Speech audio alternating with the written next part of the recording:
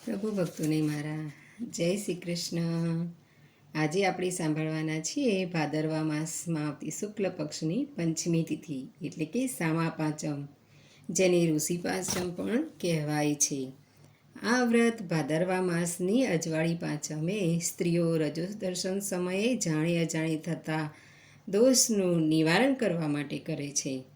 અને આ દિવસ શાસ્ત્રોમાં ઋષિ પાંચમ તરીકે પ્રખ્યાત છે. સવારે અધેડાનું દાંતણ કરવું અને શરીરે માટી જોડીને નાહોને માથામાં આંબળાની ભૂકીથી વાળ ધોવા અને શિવજીની પૂજા કરવી. ભોજનમાં સામો ખાવો, અન્ન ન ખાવું.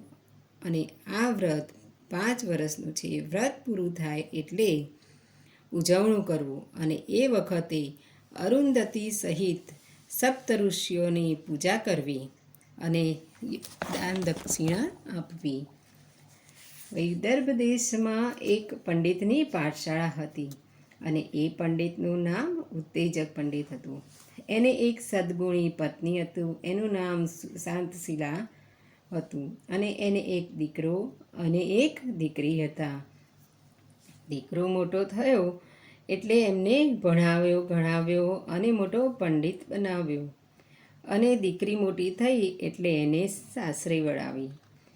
પરંતુ પુત્રી બિચારી કમનસીબ હતી અને દીકરી બિચારી સાસરે ગઈ ને થોડા વખતના અંતરે એના સાસુ સસરા અને પતિ મરણ પામ્યા.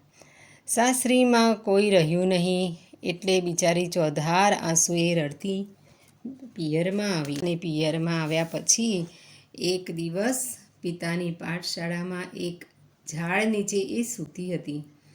ત્યારે એના શરીરમાંથી પરુ અને રેલા નીકળતા એના મા બાપે જોયા. પછી એના પંડિત પિતાએ સમાધિ લગાવી અને જોયું તો માલુમ પડ્યું કે એની પુત્રી ગયા ભાવમાં એક બ્રાહ્મણી હતી અને એ રજસ્વલાનો ધર્મ પાળતી નહોતી. ઉપરથી તે સામા પાંચમનું વ્રત કરતાં એમની ઠેકડી ઉડાવતી.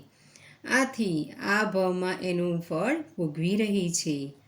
બ્રાહ્મણે બ્રાહ્મણીને વાત કરી અને એની પુત્રીને સામા પાંચમનું વ્રત કરવાનું સૂચવ્યું. એટલે દીકરીએ આ વ્રત કરવાનો નિર્ણય કર્યો અને દીકરીએ વ્રત કેમ કરવું એ બાબતે એના પિતાને પૂછ્યું. ત્યારે એના પિતાએ જવાબ આપતા કહ્યું કે સામા પાંચમને ઋષિ પંચમી કહે છે અને ભાદરવા સુદ પાંચમને દિવસે આ વ્રત લેવાય છે.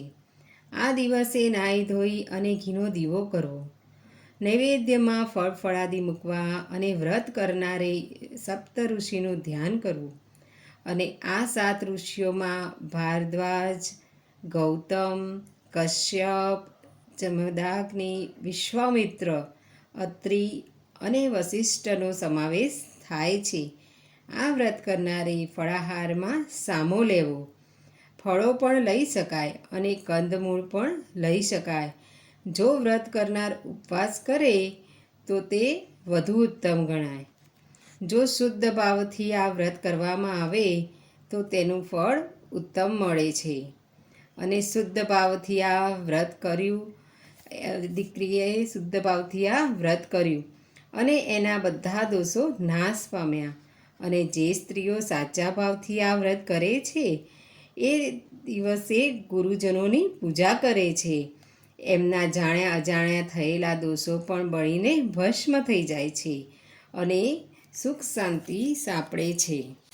હે સપ્તર્ષિ દેવ, જે કોઈ આ સામા પાંચમનું વ્રત કરે અને આ કથા વાર્તા વાંચે કે સાંભળે તથા આપની પૂજા કરે, આપનું નામ સ્મરણ કરે, એમના સર્વે પાપો નષ્ટ થઈ જાય અને ભવભવના બંધનમાંથી છૂટી જાય. બોલું સપ્તર્ષિની જય, માતા અરુંધતીની જય. જય શ્રી કૃષ્ણ. મિત્રો, મને સાંભળવા બદલ તમારો ખૂબ ખૂબ આભાર.